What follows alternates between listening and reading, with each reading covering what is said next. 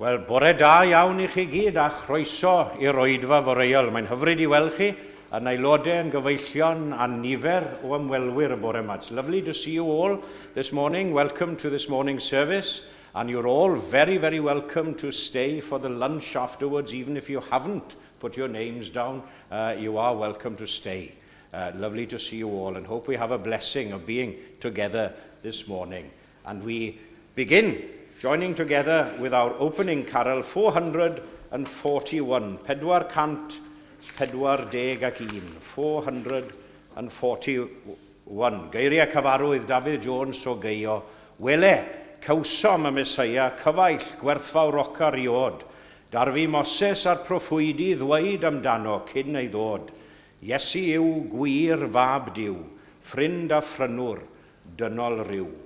Ac ar ôl y garol agoriadol, after this opening carol, Tudor will come forth and read from Micah, and then followed by Marian, who will read from Matthew's Gospel. Felly ddau ddarlleniad ar ôl y garol agoriadol.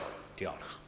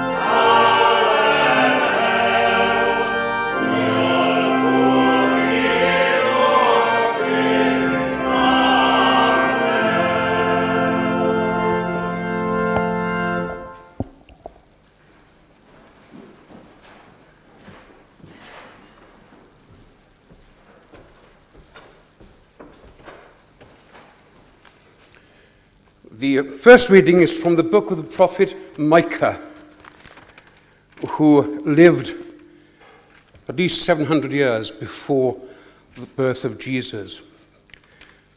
And his prophecy is repeated in the New Testament. I'll read two passages, first of all from chapter 4, verses 1 to 4, and then verses 2 to 5 from Micah 5. But in the last days it shall come to pass that the mountain of the house of the Lord shall be established in the top of the mountains, and it shall be exalted above the hills, and people shall flow unto it. And many nations shall come and say, Come, let us go up to the mountain of the Lord, and to the house of the God of Jacob. And he will teach us his ways, and we will walk in his paths. For the law shall go forth of Zion, and the word of the Lord from Jerusalem. And he shall judge among many people, and rebuke strong nations afar off. And they shall beat their swords into plowshares, and their spears into pruning hooks. Nation shall not lift up a sword against nation, neither shall they learn war any more. But they shall sit, every man under his vine and under his fig tree, and none shall make them afraid. For the mouth of the Lord of hosts hath spoken it. Now turning to Micah 5. But thou, Bethlehem Ephratah, though thou be little among the thousands of Judah, yet out of thee shall he come forth unto me, that is to be the ruler in Israel, whose goings forth have been from of old, from everlasting. Therefore will he give them up, until the time that she which travaileth hath brought forth the remnant of his brethren, shall return into the children of Israel. And he shall stand and feed in the strength of the Lord, in the majesty of the name of the Lord his God. And they shall abide, for now shall he be great unto the ends of the earth. Thanks be to God.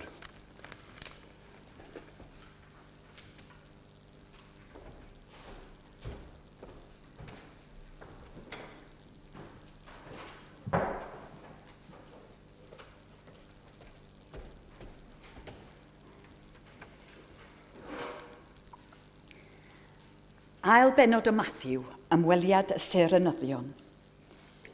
Wedi Iesu cael ei eni ym Methlem Judea, ynyddiau'r brenin Herod, daeth Serenyddion o'r dwyrain i Jerusalem, a holi. Ble mae'r hwn a anwyd ym frenin yr Iddewon, oherwydd gwelsom ei serenef ar ei chyfodiad, a deitham i'w addoli. A phan glywodd y brenin Herod hyn, cythrywyd def, a Jerusalem i gyd gydag ef, galwodd ynghyd yr holl brif o ffeiriaid ac ysgrifenyddion y bobl, a holi ganddynt ble yr oedd y Meseia i cael ei eni. Ei hateb oedd y Methlem Judea, oherwydd felly yr ysgrifenwyd gan y proffwydi. A thithau Bethlem yn wlad Juda, nid y lleiafwyd tŷ o lawer ymysg tywysogion Juda. Canis o hon o tŷ y daw allan ar weinydd, a fydd yn fugail ar fy mhobl Israel. Yna galwodd Herod y Serenyddion yn ddirgel ato, a holoedd hwy yn fanwl pa bryd yr oedd y seren wedi ymddangos. Anfonodd hwy i Fethlem gan ddweud, ewch, a chwiliwch yn fanwl am y plentyn, a pan fyddwch wedi dod o hyd iddo, rhowch wybod i mi, mwyn i minnau hefyd fynd a'i addoli. Wedi gwrando ar y brenin eithant ar ei taith, a dyma'r seren a welsant ar ei chyfodiad yn mynd o'i blaen, hyd nes iddi ddod ac aros i'w lawr man lle roedd y plentyn. A phan welsont y seren, yr oeddynt yn llawen dros ben. Deithant i'r tŷ a gweld y plentyn gyda mair ei fam, syrthiasant i lawr a'i addoli, ac wedi agor ei trysorau, offramysant iddo anrhegion, air a thys a myr. Yna, ar ôl cael rhybyddio mewn breuddwyd i beidio a dychwelyd at Herod, eithant yn ôl i'w gwlad ar hyd ffordd arall.